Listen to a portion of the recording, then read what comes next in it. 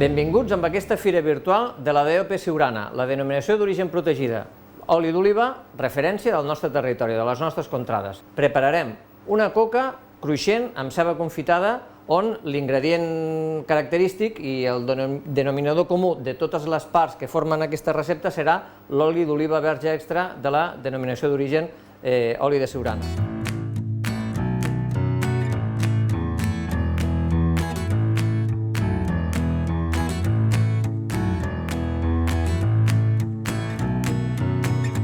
Vinga, anem a arrencar aquesta recepta amb el denominador comú de tots els passos, que és l'oli d'oliva verge extra. Mireu, amb aquesta paella, que ja la tenim així una miqueta calenta, tirem oli d'oliva i a continuació, sense esperar que s'acalenti massa aquest oli, el que fem és posar-hi una mica de ceba amb una fulla de llorer, element aromàtic important a l'hora de confitar, i esperarem que aquesta ceba en un minutet agafi una mica de color així com a torradet, i aquest seria ja, com si diguéssim, el primer pas a l'hora de confitar la ceba. Avancem un puntet de sal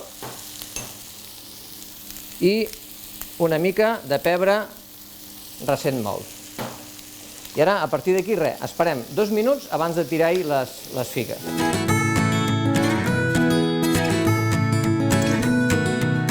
Molt bé, doncs com veieu aquí, la ceba aquesta comença a agafar una mica de coloret, i aquest seria el moment important. Si féssim una ceba clàssica, tradicional, confitada, hi posaríem una mica de sucre. Aquí, en aquest cas, no cal. Per què? Perquè tenim un ingredient que ens aportarà tot el seu sucre, en aquest cas la fructosa, que són uns trossets de figa. El tirem aquí sobre, es comença a barrejar tot plegat una mica, i ara sí que hi tirem un puntet d'algun vi aromàtic. Molt bé. Aquest vi, quina funció farà? Doncs la de, com deia ja, aromatitzar una mica aquesta ceba confitada. Mireu, primer que tot, el vi el que fa és evaporar tots els alcohols, mantén tot el seu esperit, tota la seva substància, i juntament amb el coloret de la ceba que es començava a torrar una miqueta, i a més el sucre que aporta aquesta figa, ens quedarà una ceba completament confitada que ens ajudarà a donar-li una mica més de reforç amb aquesta coca cruixent de tonyina.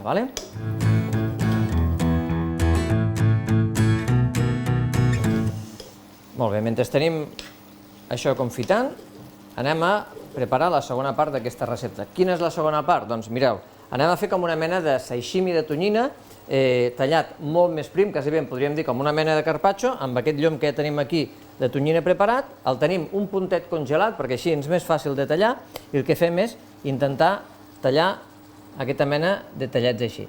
I els anirem deixant amb aquest paper que tenim aquí de forn, un damunt de l'altre, i en tallarem aproximadament els mateixos que calculem que necessitem per posar per sobre d'aquesta coca.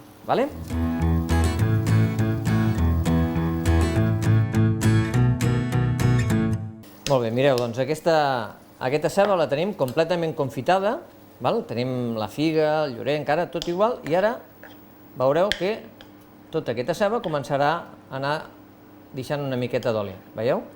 Aquest oli seria magnífic que el poguéssiu aprofitar per si feu un peix a la brasa, si feu una carn, per exemple. Qualsevol recepta, qualsevol elaboració que feu molt bàsica, aquest oli d'oliva verge extra, que en aquest cas està confitat amb els sabors de la ceba, de les figues, etc., serien ideals per acompanyar.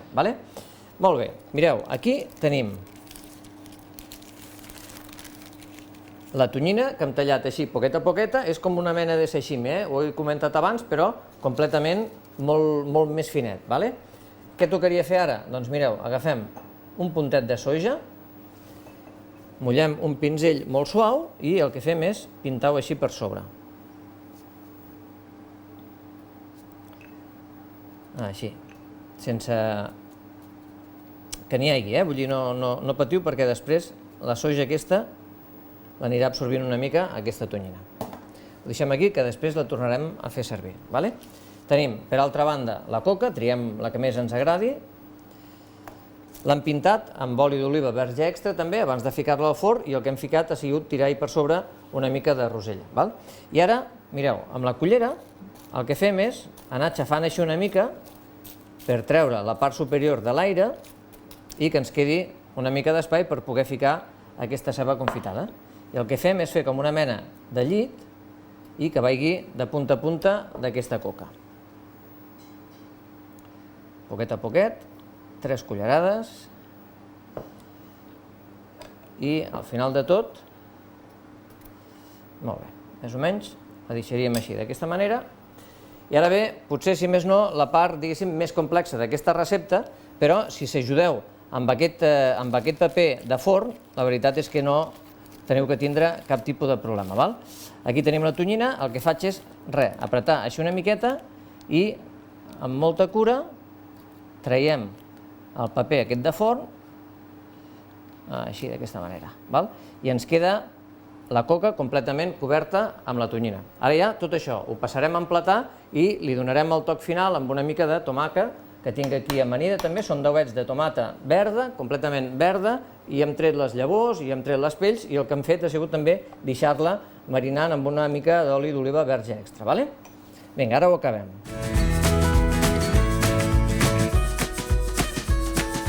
Doncs vinga, just al moment d'emplatar, com comentàvem abans, acabem de pintar amb una miqueta de salsa de soja. La salsa de soja, que és un concentrat salat d'aquesta llavor, en fi, és un acompanyament perfecte amb la tonyina, sobretot, només cal que mireu i que tingueu en compte el que és la cuina oriental, però és un gran acompanyant de la tomaca, com és el nostre cas. Per tant, ara el que fem és tirar uns dauets d'aquesta tomata que està completament crua, li hem tret les llavors, li hem tret les pells i tindríem ja la coca aquesta cruixent a punt d'acabar, i tirem una mica de porradell. I tot això, ara el que tindríem que fer és amaniu amb un bon raig d'oli d'oliva verge extra. Jo en tiraré així un de ràpid perquè després acabarem aquesta recepta amb una pipeta que també està plena d'oli d'oliva verge extra i que la podríem clavar per aquí al mig. Molt bé, amigues i amics d'aquesta fira virtual de la DOP Siurana, us animo a que consumiu oli del territori, consumim productes d'aquí, de casa nostra, i aquí teniu una proposta que amb qualsevol de les parts d'aquesta recepta, com heu pogut comprovar, sempre està present aquest oli d'oliva verge extra. Oli de la denominació d'origen protegida, oli de Siurana. Vinga, moltes gràcies.